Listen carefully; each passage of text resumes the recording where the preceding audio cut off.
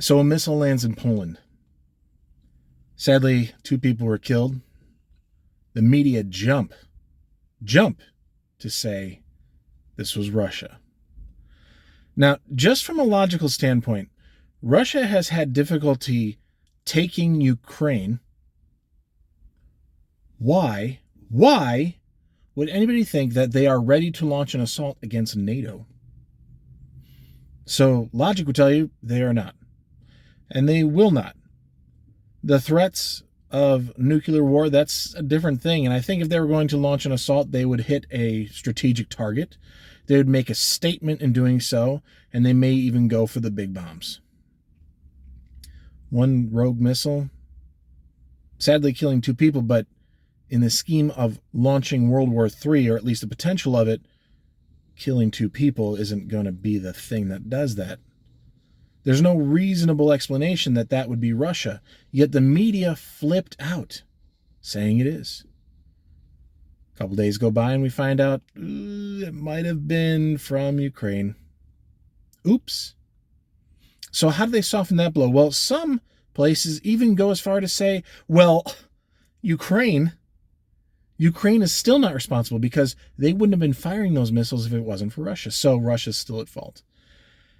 Semantics, really, at this point, to even play that game. But the reality is we can't keep jumping to the gun until we know more. This is a problem with the media, with the left especially. They conclude before the investigation. Then the investigation happens, and it doesn't even take long before the actual conclusion comes to light. But they won't let you have it. And then they just brush it off like it never happened, like they didn't suggest that it was Russia, and they didn't suggest that we should all go to war. And I'm not trying to be a Russian sympathizer or anything like that. I'm trying to be reasonable and logical to the fact that you're asking, the media, without question, they are asking to send Americans into battle. Ready to go. Send our men and women. No. Those are our citizens. Those are our military members. Those are our sons and daughters, fathers, mothers, husbands and wives. Those are our people. And they are not expendable. So to jump to conclusions at the risk of setting off a world war for the benefit of the media feeling like it's justified for our unreasonable support of Ukraine, we're seeing some weird stuff.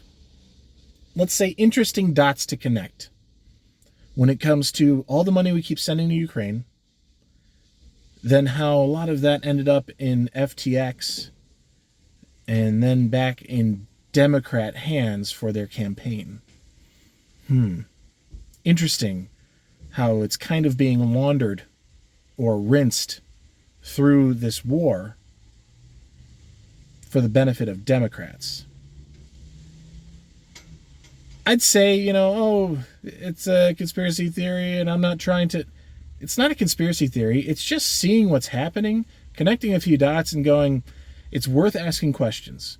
I'm not an investigative journalist. I am an opinion commentator. That's it. That's it. I have my own opinion. And I have commentary on the situations. But it's worth asking the questions, and there should be investigations into what's going on, why it's going down like this. And why does it seem that the American people are always on the hook in the end with their money? Why is it always that the American people are the ones who lose, even when we're not really involved in these conflicts? We're the ones who lose. It's because the leadership, namely the Democrats, the left, the liberals, the libs, the woke leftists, they don't care about you. They play the game that they care about you. That's why they play identity politics, because then they identify every little person they care about. It's so important. But they don't actually care. When was the last time they created scholarships that were meaningful? BLM, for that matter, they've done nothing for communities They've done no community cleanup. They've done no college scholarship. They've done nothing.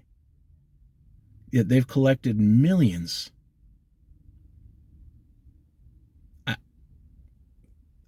Whatever, it's not my problem because I'm not involved with that stuff in any direction of supporting them or being a part of them. But man, seems like you people on the left are getting screwed left and right by your own. I'm getting annoyed with the fact that all I'd like to do is not have to pay too much at the pump. I'd like to be able to work an honest day's work, make an honest living, and be able to afford some groceries so I can feed my family, raise them without indoctrination in the schools, love them, share God with them, live a good life, create some memories, and hopefully teach them to do the same. That's really all I'm looking for. And government has always been in the way of that. Because government doesn't care about you. They want to give the illusion that they are your family when you already have a family. Whether you like it or not, you have a family. And I know that is a story for many people out there. I've gone on long enough, and this tangent's taken another direction. But prayers are welcome for this country.